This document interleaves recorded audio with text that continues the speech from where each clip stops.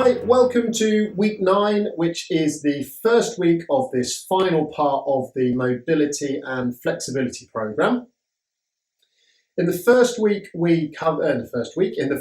weeks, we covered general stretching, static stretching, and then we moved into the second third in weeks 4 through 8, looking at METs, muscle energy techniques, where we were engaging muscles before taking them into a greater range of movement.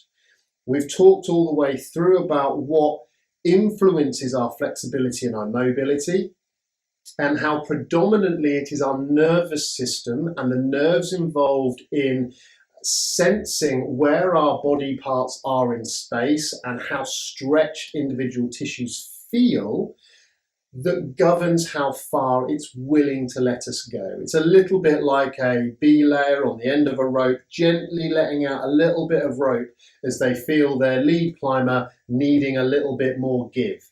But it's done in a slow and steady and kind of cautious way to make sure that the lead climber doesn't end up with so much rope that if they were to fall, they would fall too far before the rope engaged. If that analogy makes sense, I hope it does, then that's how we sort of think about, or how we can think about, how our muscles and other tissues influence our flexibility. If our body isn't happy for some reason, if our nervous system isn't happy for some reason to let us go that extra little range, then it's simply not going to let us. It's going to give us this feeling of tightness, which is what's going to discourage us from going into that extra range.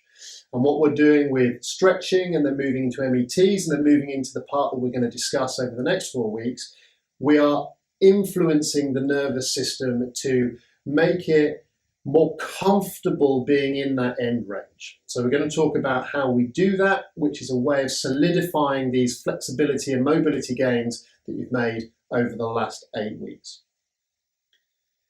Now I have to be really clear here. I've really tried over the last 8 weeks to hammer home this idea of moving into extra range, moving into levels of perhaps slight discomfort but not pain. And I'm going to reiterate it again because it's so important, because it is our nervous system that allows us to move into these extra ranges, and pain is essentially a message of perceived threat. Then if we move into a range that is painful, then you're going to find it very, very difficult to get back into that range at a later date, the next day or a couple of days' time, because the body will have interpreted that range as being dangerous and therefore going to give you feelings of tightness or even feelings of discomfort sooner than it was doing previously, by way of trying to protect you.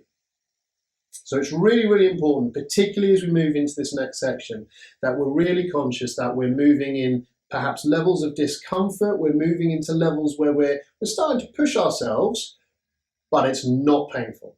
I have to be really clear about that. So this next stage is what we call loaded mobility.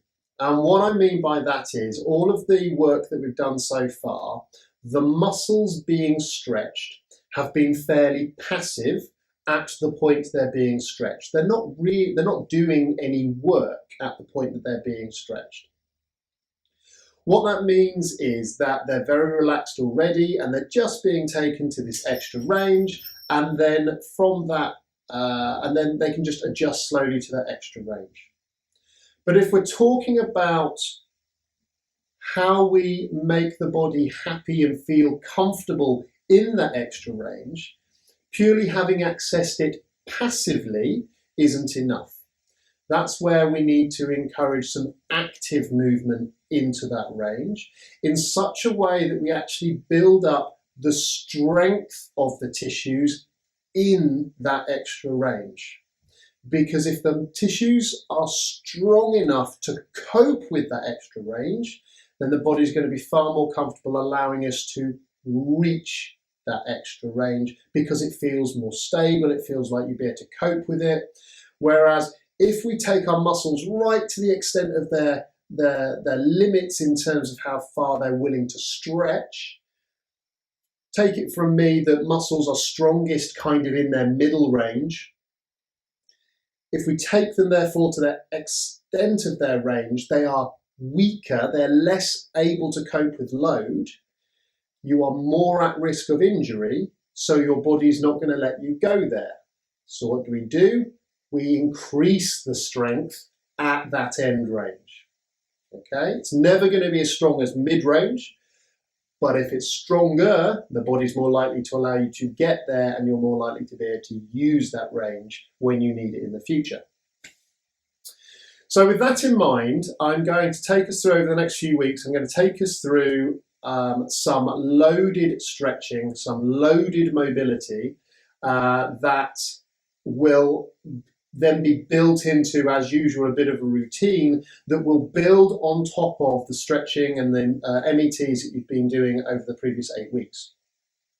So for this, again, you need to be sort of comfortable and confident in what you're doing. If you are joining us just now, I'd urge you to go back to the previous 8 weeks and go through that to understand the movements that we're doing and the adaptations to those movements that you can make.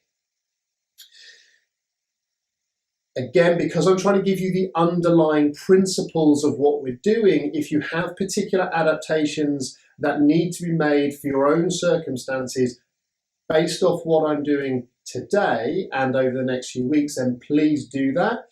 If you have any questions at all, if you're struggling to adapt it to your particular needs or your particular circumstances, feel free to drop me an email, matt@therapy-evolve.co.uk, and then I'm more than happy to arrange to discuss how we can adapt these things for you. That's no problem at all.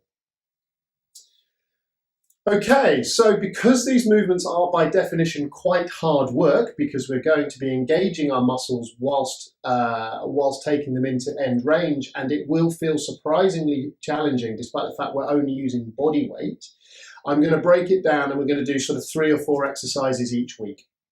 You're probably not looking at doing these daily initially, maybe a couple of times a week as part of the mobility stuff that we've already started doing.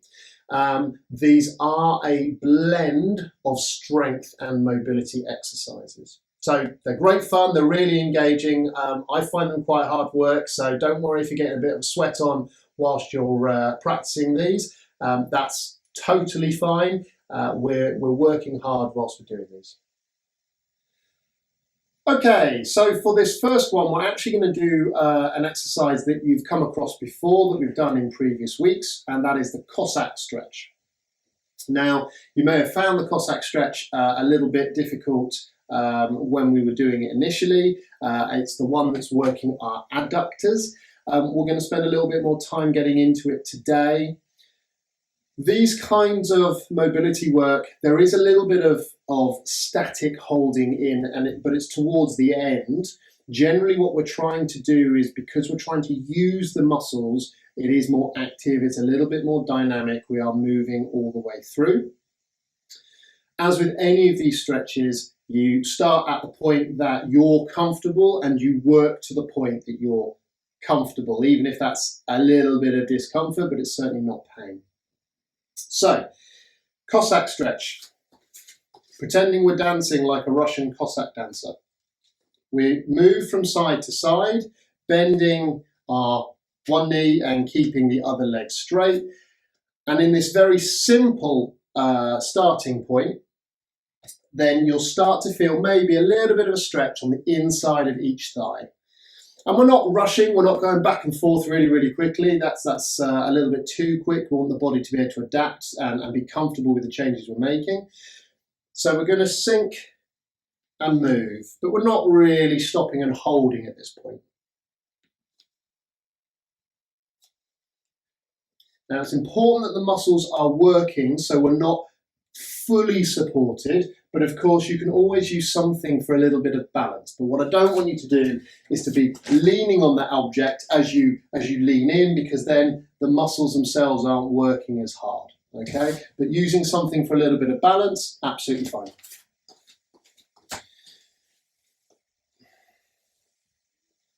And essentially, you just start going a little bit deeper you start trying to keep a fairly upright back. But you will find as you go a little bit lower that you end up kind of coming forward slightly. That's fine. Try not to stick your bum out too far. So nice, tall, straight back to begin with.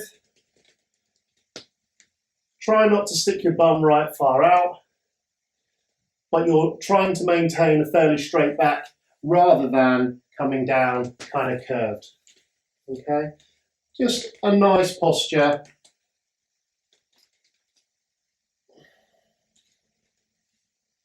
As you come down further,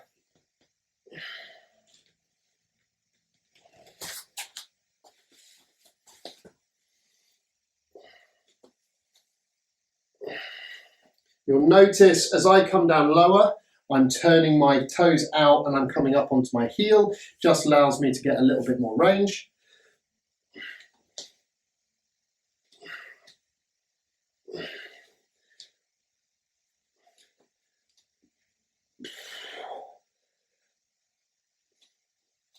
And then when we've got to the point that we're at range, we're going to hold for a few seconds.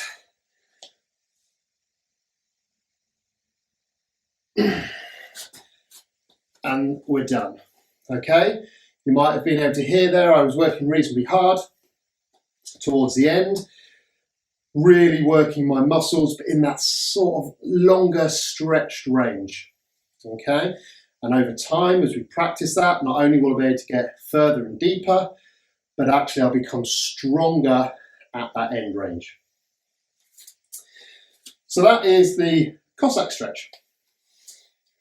Okay, so the next exercise we're going to do is called a single leg good morning. Now, a good morning is, in gym terms, in workout terms, is kind of like a deadlift, but you keep straight legs. So where in a deadlift, you would go down and you would bend your knees and your hips at the point that you needed to get down to the bar and then come back up whilst keeping a straight back. A good morning, we keep our knees straight, we're flexing just at the hips, we come down again, we're trying to keep a nice straight back, we're coming down, we're feeling a nice big stretch to our hamstrings, we engage our glutes and our hamstrings to come back up again. Okay, so this is a good morning. And you know, you might do it with weight in the gym. So you're going down, clenching your buttocks to come back up and drive your hips forward. Now, we're not doing it with weight. We're going to be doing single leg good mornings to really emphasize the stretch and the workout of one hamstring at a time. So again, you can use something to balance on if you need to, but I don't want you putting any pressure, any weight on it particularly. It's literally just there as something to stop you from falling over. You're going to take one leg off the floor, and that leg is never going to touch the floor. Okay, as best as you can, that leg's never going to touch the floor.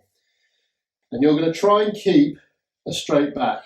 Now, a really good demonstration of this that I've seen in order to help encourage you to keep a straight back is having one hand on your tummy and the other hand in the hang 10 kind of position, whereby you have your little finger down towards your coccyx and your thumb on your lower back, which means you can feel when your back is bent and you've lost connection with your hand.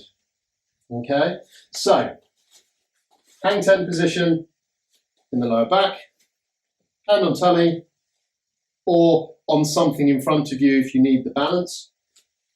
On one leg, nice and straight, coming down, starting to feel that stretch within our hamstring, and coming back up again.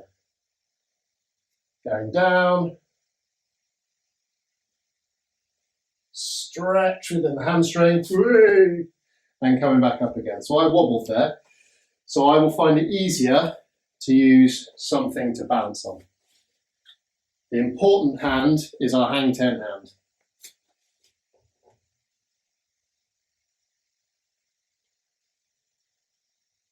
And coming back up again.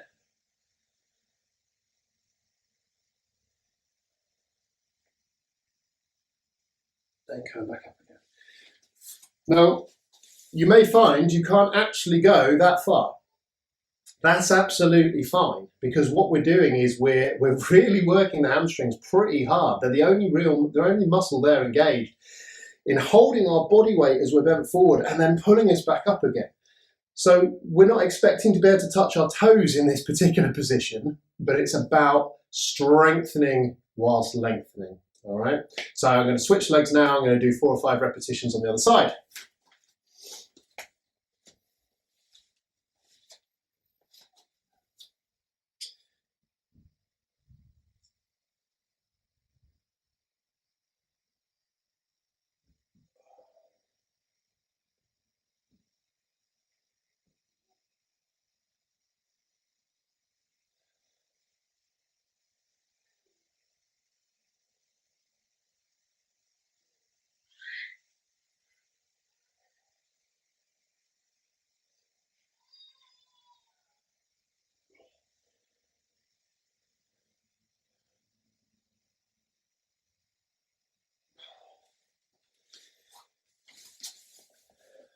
Okay, that's our single leg good mornings for our hamstrings. So our final exercise for today, for week 9, is actually one of my favourite strengthening exercises anyway for quadriceps. And it also is a really good stretch if you find you are particularly tight, either through your quads or through your hip flexors. It uses body weight. We can load it up under other circumstances, but predominantly we're working on body weight. It does require a little bit of confidence, so there might be instances where you need something to hold on to in order to kind of get used to the position, get used to the kind of strength that you do have. But I'm going to talk you through it, have a go, have a play, maybe have someone around to help you as you practice this one. So we're going to be aiming to get a stretch through our quads and over our hip flexors whilst loading them up, basically. So there's a particular exercise known as the Nordics, which are a hamstring exercise. I know this one as a reverse Nordic, so we're going to call it the reverse Nordic for now. We're going to come up onto our knees, and whilst you can do this exercise with the tops of your feet on the floor, it is easier, particularly to begin with your toes on the floor, okay, and your feet, the soles of your feet kind of facing backwards. Now, what we're going to do is we're actually going to lean backwards, okay? We're going to lean backwards whilst pushing our hips forward, so we're not going to collapse like this, okay? We're going to push our hips forward and we're going to lean back. And now at this point, my quads are working quite hard, and I have maybe a little bit of a stretch because I'm pushing my hips forward, maybe got a little bit of a stretch over my hips, and my quads are working hard. And I come back up again. And I go down, and I can come back up again. Okay? And again, you can use this as a really nice strengthening exercise for the quads. What I advise some people, particularly if they're new to this exercise and they're not particularly confident, is either have someone there in front of you just to gently hold your hand and they can help pull you back up again. Or if you're on your own doing this, then I've forgotten my belt, but essentially you can wrap a belt around a door handle or something similar, and you can imagine leaning back, holding on to that, and you can always pull yourself back up again if needed. And then fundamentally what we're trying to do is get to the point where we can lean back as far as possible and bring ourselves back up, purely using our quads.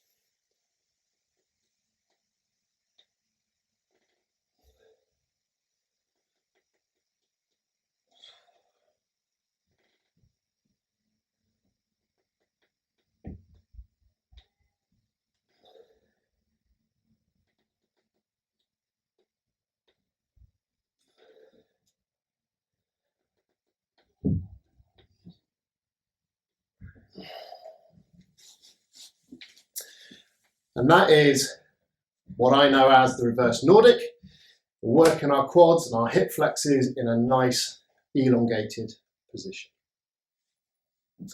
So that's it for week 9.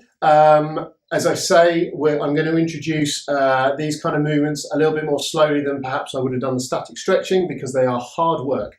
You should be feeling like you've done some pretty hard work by the time you've been practicing these.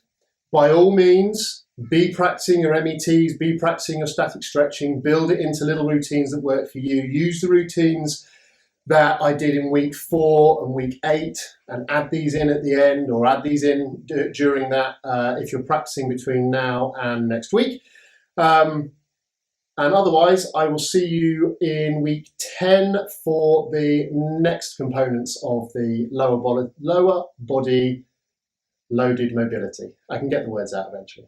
See you then.